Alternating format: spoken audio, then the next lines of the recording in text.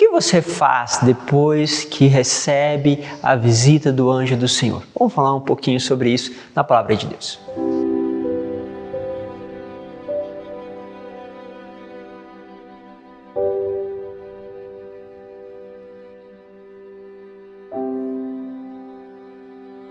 Em nome do Pai, do Filho e do Espírito Santo. Amém.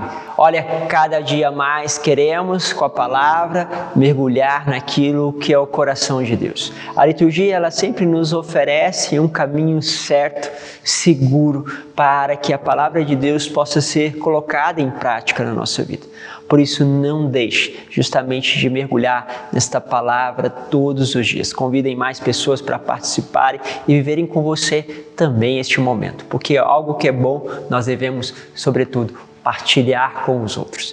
Quero colocar com vocês hoje a palavra justamente de Lucas, capítulo 1, versículo 26 ao 38. Diz assim: naquele tempo, o anjo Gabriel foi enviado por Deus a uma cidade da Galiléia chamada Nazaré, a uma virgem prometida em casamento a um homem chamado José.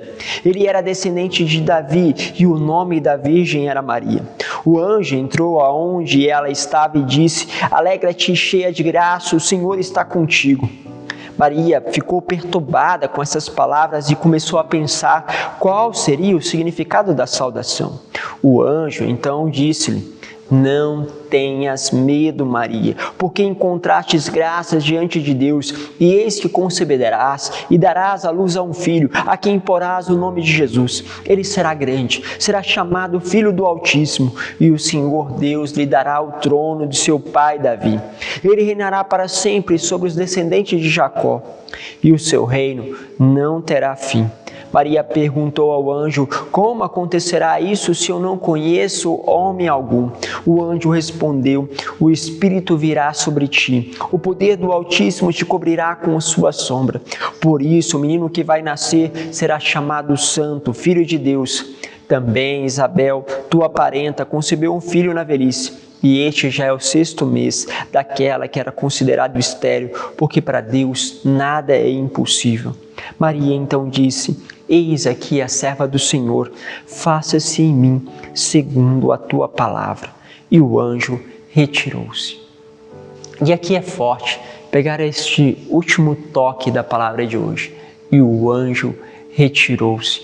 Ou seja, Maria, depois de ter recebido o anúncio, de ter recebido a experiência de Deus, e talvez na sua vida você tenha feito a experiência de Deus, tenha justamente feito a experiência de ser tocado por Deus, de Deus te dar a intuição, de Deus fazer uma obra, de fazer uma cura na sua história, de fazer uma cura justamente na sua família. Deus pode ter te tocado de tantas e tantas formas, e eu espero que Ele possa continuar tocando a tua vida.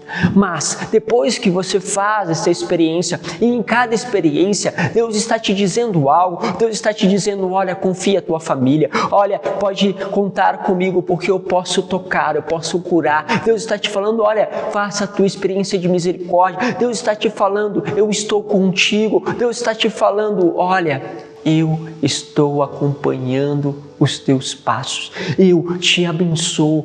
Enfim, são várias as palavras que podem surgir dentro do teu coração a partir daquela experiência com Deus, daquele toque da sua providência. Às vezes, talvez não diretamente, mas talvez com a sua providência, quando cuidou de você, quando você estava desempregado, quando Ele estava presente, você sentia pela amizade com uma pessoa.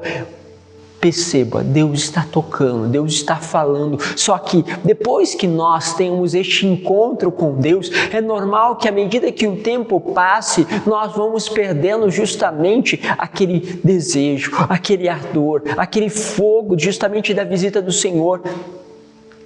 E nos resta, sobretudo, acompanhar o nosso cotidiano, aquela ação do Jesus, do Senhor no seu dia a dia.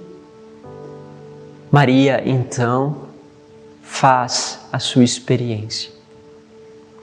Mas depois, são anos que vão se passando e ela vê um pequenino que vai crescendo em sabedoria, em santidade.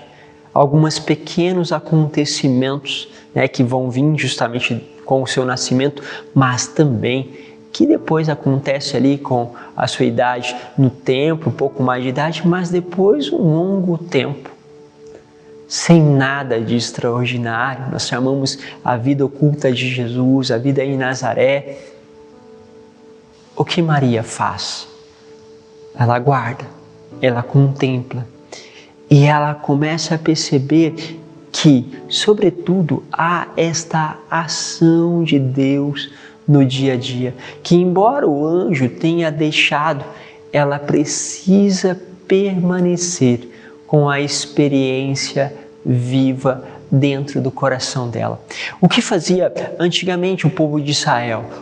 Ele pegava, justamente escrevia sobre essas experiências, contava-se essa experiência, criava-se cânticos, né? Nós temos aí os salmos, para que essa experiência sempre tivesse justamente à tona. Por quê? Porque precisa relembrar, precisa voltar sempre nessa experiência, porque nós vamos nos alimentando e não deixando então que este fogo se apague. Por isso, quando você também dá o testemunho daquilo que você viveu, o testemunho da visita do Senhor, quando você começa a falar, isso tudo também começa a trabalhar em você, e daí a importância de podermos dar o nosso testemunho que edifica os outros, mas também atrai sobre o nosso coração aquele ardor, aquela volta daquela experiência, e também nos coloca no dia a dia a capacidade de poder renovar as nossas forças. Por isso, se você percebe que na sua vida, no seu dia a dia, essas forças estão como que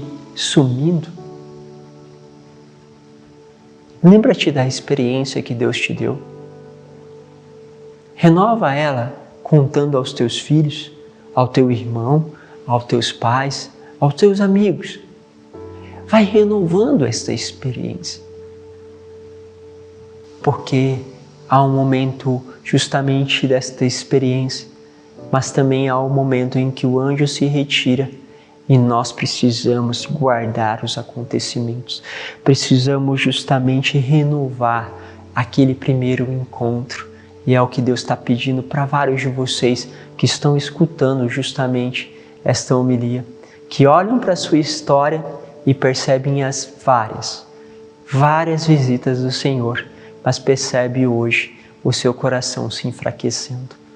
Volta-te para o Senhor, agradece pelaquela experiência e testemunha a graça que Ele tem feito. Deus os abençoe, Pai, Filho e Espírito Santo. Amém.